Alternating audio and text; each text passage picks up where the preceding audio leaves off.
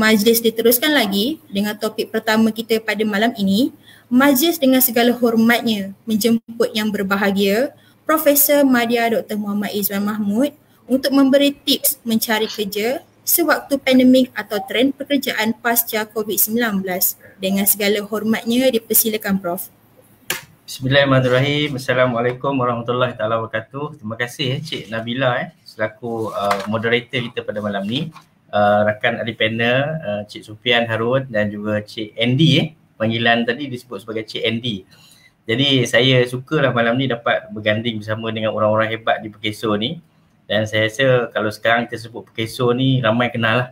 Dengan keadaan kita sebut perbincangan kita malam ni, saya rasa sangat sesuai dan sangat relevan dalam keadaan yang semasa. Kita nak fokus kepada mereka yang hilang pekerjaan.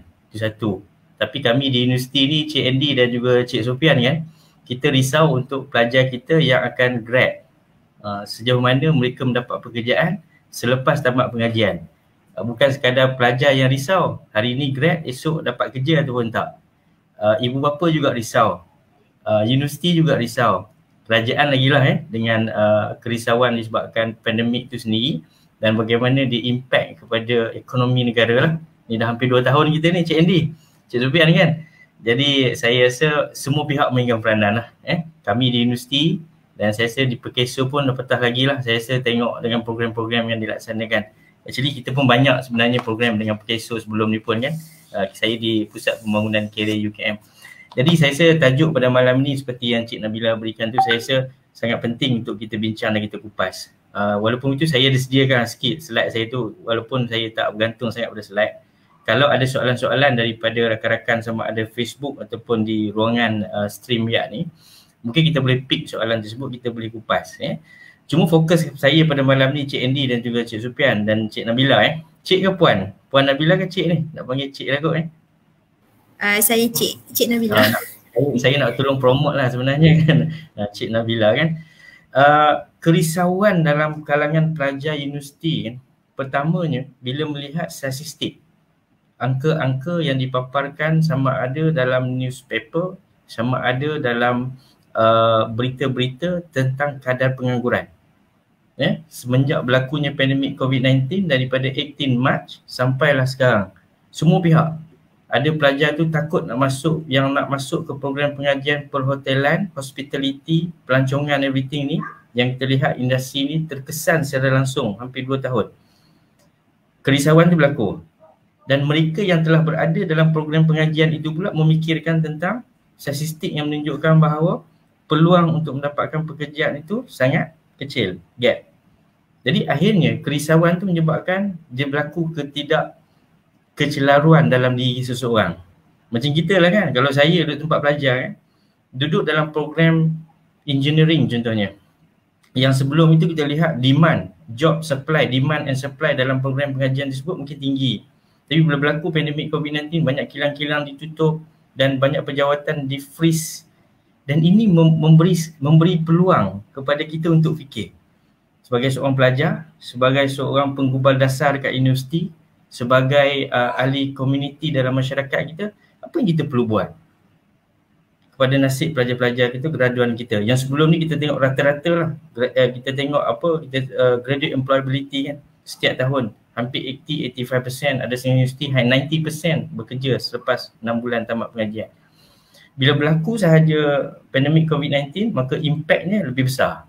Satu, graduan yang nak keluar untuk mendapatkan pekerjaan.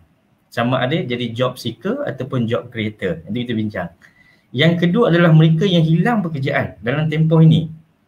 Hilang satu pekerjaan sebagai seorang, contoh pilot, sebagai seorang engineer, bila ditamatkan kerjaya dia disebabkan berlaku penutupan kilang dan sebagainya, maka ini secara tak langsung memberi kesan, impact kepada pencari-pencari kerja yang ada di luar.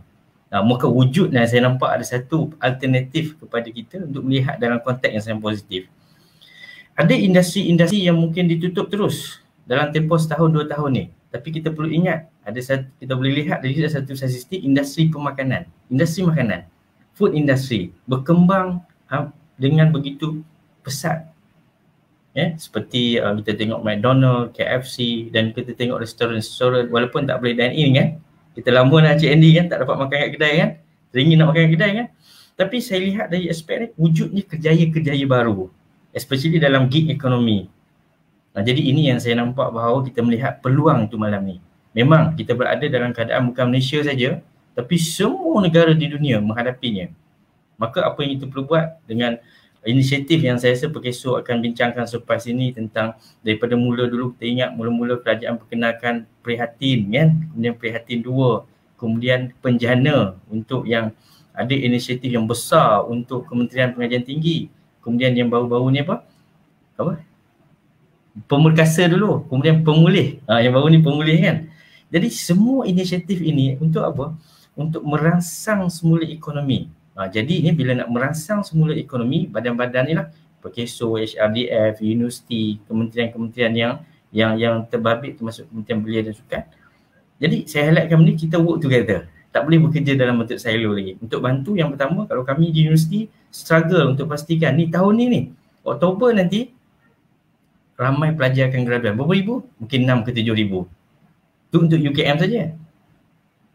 Satu tahun universiti menghasilkan lebih kurang dalam 300 ke 350 ribu graduan. Termasuklah politeknik dan juga college community. Every year. Dan from the 350 ribu itu kita lihat bahawa statistiknya, angkanya sebelum pandemik COVID-19, maka 80 ke 90% graduan bekerja dalam tempoh selepas tamat pengajian. 6 month ukurannya.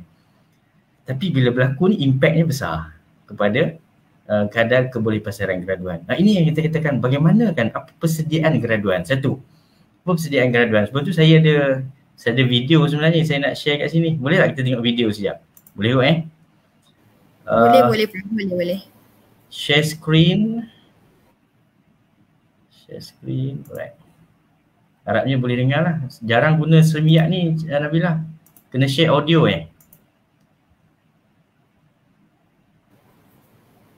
Dah boleh nampak Nabila?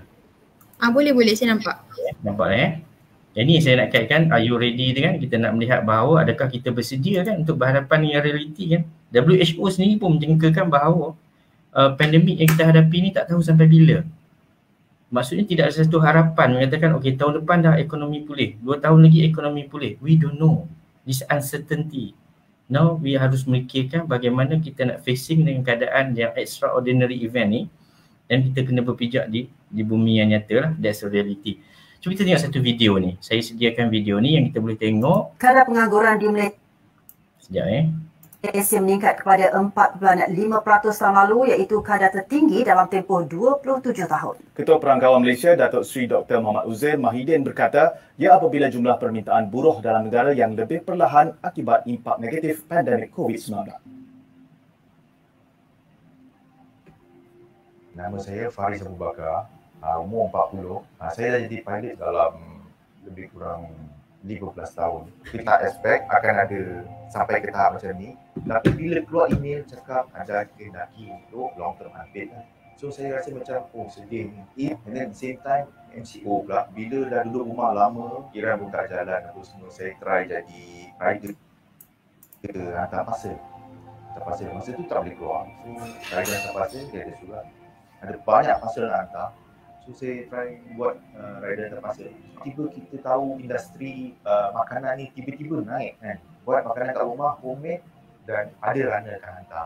Itu sampai sekarang banyak orang buat macam tu. Banyak kalau dia tengok. Itu dapat idea tu. Then kita bagi dekat rider lain. Bagi kat rider suruh hantar. So fikir balik, kenapa bagi kat rider lain? Saya ada motor, saya pun boleh buat. Daripada situ idea tu datang, saya buat. Saya ambil tempahan, wife masak, saya hantar. Saya kita rasa kita tu sedang susah. Always remember that ada orang lagi susah nak hidup. Level of kesusahan dia kita tak tahu. Level of kesusahan orang kita tak tahu. Pakai benda tu untuk motivate diri sendiri sekarang. Aku ni susah. Aku kena keluarkan diri aku daripada kesusahan ni. Apa cara sekalipun lah. You tak ada duit ke? You try nak cakap dengan orang tu. You tak ada duit. You nak start something. You kena start something kan daripada awal-awal kan. Tak kira apa pun lah. Apapun cara you nak buat, you kena buat. Bila satu pintu rezeki tertutup, banyak pintu rezeki lain yang terbuka. Allah dah sediakan. Tapi you kena pandai-pandai cari benda tu. You kena pandai-pandai setia dan tawakal kepada Allah. Kadar pengangguran di Malaysia. Okay, saya stop sekejap Alright, kalau kita lihat the video tadi, kita selalu tengok kan kat video-video itu kan, sebelum-sebelum ni mereka yang hilang pekerjaan kemudian terpaksa kena upskill and reskill kemahiran baru. Untuk apa? Untuk adapt. The issue is adaptability. Keupayaan kita ni, saya fokus pada yang hilang pekerjaan dulu. We adapt. Sebenarnya kita lihat dalam diri kita kan, hilang satu punca pekerjaan, untuk kita lihat potensi yang ada dalam diri kita tu. Apa yang kita boleh buat? Nah, inilah pakai show bantu untuk upskill and reskill kan, Cik Andy kan? Ada elemen tu kan? Jadi kita sentiasa jangan duduk seorang-seorang kat rumah. Keluar. Dapatkan, build the connection. Saya tengok rakan-rakan yang saya lihat yang hilang pekerjaan, kemudian ada menggunakan apa dia panggil, kemahiran memasak dia. Dia ada kemahiran memasak. Dia masak daripada rumah, kemudian dia jual. Jadi ini permulaan. Dan saya tengok perniagaan-perniagaan yang dalam bentuk online ni sangat aktif sekarang. Jadi peluang kita perlu rebut. Jadi itu satu perkara yang terlihat bahawa daripada video tadi, daripada kesusahan dia berjaya keluar dan dia boleh motivate orang lain. Bukan seorang, mungkin ramai. Dan inisiatif yang disediakan oleh pihak kerajaan tu, termasuk yang kita sebut tadi, prihatin, pemerkasa, kemudian yang baru ni pemulih dan sebagainya, kita kena grab the opportunity. Sebab itu di universiti kan, Cik Andy kan, bila kita sebut penjana KPT dan sebagainya, KPT CAP, kita sentiasa motivate pelajar. Every time kita dapat dana tu, kita sentiasa cari pelajar. Dia nak pelajar engineering, kita pergi ke Faculty of Engineering. Pelajar Fakulti Teknologi, kita pergi pelajar Fakulti Teknologi. Supaya apa? Kita nak pastikan pelajar kita ni mendapat pekerjaan. Itu number one. Kerja mungkin sama ada dalam bidang ataupun bukan dalam bidang, itu number two. Tapi yang penting kerja. Kan? Bila kita tahu kan, bila seorang pelajar kan, graduan kan, bila kan, habis belajar je, perkara yang pertama adalah kerja. Sebab bila ada kerja, ada pendapatan. Bila ada pendapatan, dapat fulfill kita punya komitmen. Banyaklah komitmen kita, macam-macam kan. Tapi dalam keadaan-keadaan yang sekarang ini, kita harus melihat realiti. Mungkin kita nak cari pekerjaan yang suitable, yang secure, yang dalam bidang. Mungkin take time. Dalam masa yang sama, kita grad saja tahun tu, dalam bidang kita tu dah freeze. Pekerjaan-kerjaan itu freeze. Dia tak mengambil pejawatan yang banyak. Contoh tutup ni kilang. Kalau saya sebagai owner kilang tersebut, bila kilang tutup dalam tempoh mungkin kita tak tahu sampai bila, PKP punya PKPD punya tak tahu PKP apa lagi lepas ni kan. Tapi itu untuk kesihatan kita lah.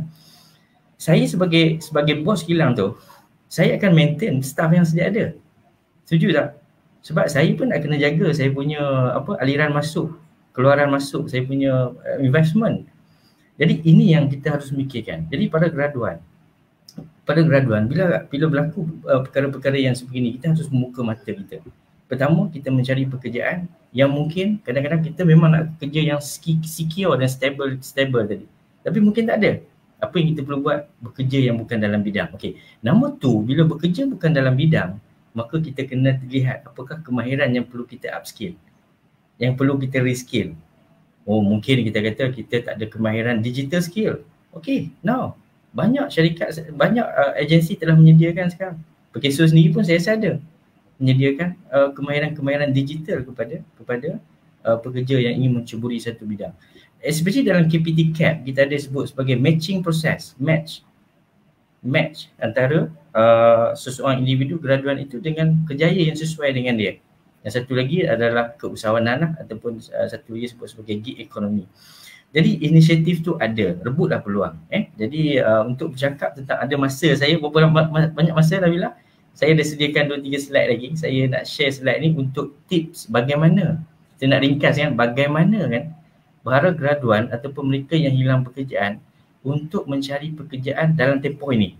Mungkin kita habis pandemik COVID-19 nanti kita boleh memikirkan semula pekerjaan yang lebih sesuai, secure ataupun stable ataupun memenuhi interest kita supaya kita mendapat kepuasan. Sebenarnya kerja ini ada dua je, kepuasan dan juga adjustment. Kalau kita mendapat kepuasan yang baik dalam pekerjaan kita dan kita boleh buat adjustment dengan cepat, maka itu adalah ukuran kepada enjoy dalam pekerjaan kita. Jadi saya nak kaitkan sedikit tentang beberapa tips yang mungkin kita sama-sama boleh belajar daripada keadaan yang kita lalui sekarang. Dan insya-Allah mudah-mudahan kita pun mengharapkan supaya COVID ini akan hilang begitu pada masa yang akan datang. Baik, ini antara yang saya sebutkan tadi tentang kadar pengangguran. Nabila boleh nampak tak Nabila? Boleh belum lagi Prof, tak nampak lagi. Oh belum ya? Okey. Nampak. Okay, nampak. Ini saya sebut nampak. sebagai penjana KPT CAP. Saya rasa mungkin Perkeso mungkin akan highlight lebih detail lagi tentang job matching and placement. Itu satu daripada inisiatif yang sekarang sedang berjalan. And then number 2 is a keusahawanan dan number 3 is a gig economy. Jadi the 3 element ini yang disediakan dana lebih kurang 100 juta lebih kalau tak silap saya untuk membantu graduan yang grad tahun 2019 dan 2020. Right, yang sekarang ni untuk Oktober nanti graduan yang akan grad 2021. Kemudian kita ada juga yang sekarang ni adalah KPT PACE, iaitu lebih kepada bagaimana nak menyediakan certified, professional certified kepada graduan yang berada di tahun akhir pengajian. Ini boleh, graduan boleh daftar dekat sini melalui portal grade tu. Saya rasa kalau UKM kita memang highlightkan benda ni lah. Satu lagi yang gig ekonomi. Gig ekonomi ni sebenarnya kalau kita lihat kan, sebelum COVID-19 lagi, bila saya check tengok dia punya minat belia sekarang dalam aktiviti gig ini, dia menyumbang lebih kurang dalam 24%, hampir 24% dalam ekonomi negara. Jadi menunjukkan apa? Menunjukkan ia sangat menjadi satu kerjaya yang, sebab dia freelance, dia boleh buat pada masa-masa yang dia suka. Sebab kalau tengok the millennial student begitu kan, dia suka kerja-kerja yang melibatkan tidak ada peraturan yang terlalu ketat dan sebagainya. Ini yang saya sebut tadi tentang pemulih lah. Mungkin nanti Perkeso akan highlightkan kot tentang perkara ini. Mungkin saya lebih fokus kepada yang seterusnya. Okay, now uncertainty, ketidakpastian dalam mencari pekerjaan ataupun kita sebut sebagai pencipta kerjaya, job seeker ataupun job creator. Bila kita bercakap tentang sama ada job seeker ataupun job creator, ada 8 tips yang mungkin kita boleh sama-sama lihat bagaimana daripada 8 tips ini untuk membantu graduan dan juga mereka yang hilang pekerjaan during pandemic COVID-19. Yang pertama, kita kena create timeline. Timeline that's mean bagi graduan tahun akhir pengajian, jangan buat timeline hari ni grad baru nak fikir tentang apakah kerjaya yang ingin diceburi, ataupun baru nak fikir tentang apakah bagaimana peluang untuk mencari pekerjaan. Jadi timeline tu penting. Maksudnya kalau untuk graduan tu tahun akhir pengajian, before internship ataupun masa internship tu kita kena start buat timeline. Bila kita start buat timeline, kita tahu bila kita habis bila, and then along the way daripada pelajar tahun akhir itu dalam satu semester yang terakhir tu, maka dia dah kena plan untuk proses pencarian kerja. Bila nak plan itu, maka dia kena tengok readiness dia. Pertama, resume okey tak? Oh, sekarang ni tak guna lagi writing resume, banyak menggunakan video resume. Dah buat belum? Tahu tak nak buat video resume? Ini perkara-perkara yang perlu dilihat semasa kita nak create a timeline. Yang kedua adalah build connection yang saya sebutkan tadi. Sama ada kita yang hilang pekerjaan, bila hilang pekerjaan kita kena build connection dalam konteks yang lebih luas. Kalau kita berminat dalam industri pemakanan, maka kita kena build connection dengan mungkin bos-bos, cari ruang-ruang bagaimana untuk satu nak mempelajari kemahiran baru. Yang kedua, bila kita banyak connection, maka itu memudahkan kita untuk mendapat pekerjaan yang kita inginkan. Yang ketiga adalah learn additional skill. Ini kita sebut sebagai value added kepada graduan dan juga mereka yang hilang pekerjaan. Kalau saya kata hilang pekerjaan, saya mikirkan apa kemahiran lain yang saya ada. Dan tadi kalau kita ambil contoh, mungkin dia hilang pekerjaan, maka apa yang dia buat adalah dia pandai memasak. Dia pandai memasak, maka gunakan kemahiran memasak itu untuk develop perniagaan ataupun menjalankan perniagaan kecil-kecilan pada peringkat awal. Kemudian rebuild resume and profiles. Dia sebut rebuild resume and profile ni, maksudnya mereka yang hilang pekerjaan mungkin sebelum tak pernah fikir tentang menyediakan resume. Jadi now sekarang mereka yang hilang pekerjaan dan mereka yang graduan ataupun mereka yang lepasan sekolah untuk mencari pekerjaan, maka akan ada element of competition kat situ. Dan kelima adalah prepare for virtual interviews. Ini memang kita tak boleh nak elakkan. Jadi kalau graduan kena ada digital skill, kemahiran-kemahiran digital ini, termasuklah keupayaan untuk menggunakan virtual interview ni. Jadi kena tahulah, kalau saya belajar tentang StreamYard ni baru 2-3 kali. Sebelum ni dengan Zoom, dengan Google Meet kan, apa lagi ada kan. Banyak yang kita kena prepare for the virtual interview. Ada setengah-setengah syarikat yang besar, dia buat virtual interview ni, dia buat video camera 360 kan. Dia minta kamera sebelah kanan, kamera sebelah kiri, sebelah depan, sebelah belakang. Dia nak tengok you as a whole. Kadang-kadang ada interview tu dia minta bangun kan, minta bangun, jadi you tak prepare well. Jadi semua ini kita kena belajar sesuatu lah dalam keadaan mencari pekerjaan, bukan lagi seperti kita mencari pekerjaan before COVID-19. Yang keenam adalah apply jobs in the growing industry. Ini pun kita kena lihat industri-industri yang mungkin dia terkesan dengan COVID-19 tapi dia masih boleh sustain. Maksud kita kata big company lah, tapi kalau company kecil agak susah. Dia nak sustain dalam satu tempoh yang lama, dan dia akan memastikan bahawa dia akan utilize sumber yang sedia ada. Nombor 7, para graduan, be flexible. Jangan terlalu rigid. Dalam arti kata yang lain, kalaulah habis belajar tak dapat pekerjaan yang kita impikan ataupun dalam bidang yang kita belajar, maka it's okay. It's okay untuk bekerja dalam bukan bidang. Maybe for the temporary. Especially mungkin kita boleh dapatkan experience dulu kan. Dan yang ke-8 adalah be patient. InsyaAllah rezeki tidak salah alamat. Yang penting kita kena ada effort. Effort berterusan, dan pastikan kalau tak dapat kerja ini, cuba yang ini, yang pentingnya halal. Okey, ada masa lagi Cik Nabila? Prof ada 5 minit lagi. 5 minit lagi, okey. Saya nak kaitkan sekarang ni kita banyak menggunakan social media. Facebook, Twitter, Instagram. Now, this is right time. Cuba create the Facebook kita yang professional. Get your Facebook profile job search ready. Sebab ada kajian mengatakan 33% of the employers use Facebook to find job candidates. Jadi dalam arti kata yang lain, Facebook ni, kalau saya sebagai majikan, saya nak cari pelajar UKM. Saya nak cari pelajar UKM. Saya masuk dalam dia punya Facebook UKM ke, Facebook fakulti ke dan sebagainya, saya boleh nampak kat situ pelajar-pelajar yang mungkin jadi friend kat situ. Pelajar fakulti A contohnya. Maka saya pilihlah pelajar yang tengok aktif ni. Maka kalaulah dalam Facebook kita do upload, update benda-benda yang kita kata tak profesional ni, seperti ada elemen of the prejudice-nya, discrimination-nya, contohnya delete party photos, delete inappropriate cover photos, gambar-gambar kita yang tak sesuai dan sebagainya, delete status update, update friend list, tengok balik friend kita siapa kan, extra tip. Jadi dalam arti kata yang lain, maka selain daripada Facebook, Instagram, dan satu lagi kan, kita kena register LinkedIn. Itu sangat penting. Sebab it's worldwide digunakan untuk proses employers mencari pekerjaan, mencari pekerja. Okey, ini adalah the top 10 skills for 2025. Jadi kalau kita lihat daripada 10 kemahiran ni, majoriti daripada 10 kemahiran ni adalah berkaitan dengan teknologi. Jadi nak tak nak dalam keadaan sekarang, kita mesti memahirkan diri kita dengan kemahiran-kemahiran ini, dengan mengikuti, mungkin kita tak dapat semasa kita belajar di universiti, mungkin kita boleh dapatkan semasa selepas kita habis belajar dengan kita mengikuti bengkel-bengkel dan program-program yang berkaitan. Jadi conclusionnya, saya nak kaitkan kat sini bahawa ada 2 isu yang kita bincangkan. Yang pertama adalah graduan yang nak tamat pengajian. Yang nak tamat pengajian bila? Oktober nanti. Yang nak tamat pengajian Oktober nanti, maka ready dengan apa yang saya sebut tadi, termasuklah timeline, your resume, your preparation for the interview dan sebagainya. Dan bila nak buat begitu?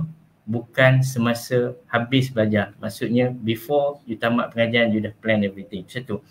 Bagi mereka yang hilang pekerjaan, ya, saya tahu isu satu tempoh yang sangat sukar yang berlaku dalam kehidupan setiap individu. Segala komitmen yang ada kereta, ada kereta, ada rumah, ada all the hutang yang kita buat, semua tu perlu disemak semula supaya kita tak terbeban dengan hutang-hutang yang ada. Now, number 2, bagi mereka yang hilang pekerjaan, jangan wait, wake up. Jangan tunggu. Kalau kita tunggu tak tahu bila. Now wake up, macam tadi video tadi tunjukkan, bila dia wake up, dia melihat bahawa sebenarnya hilang satu punca pendapatan, maka ada punca pendapatan yang lain.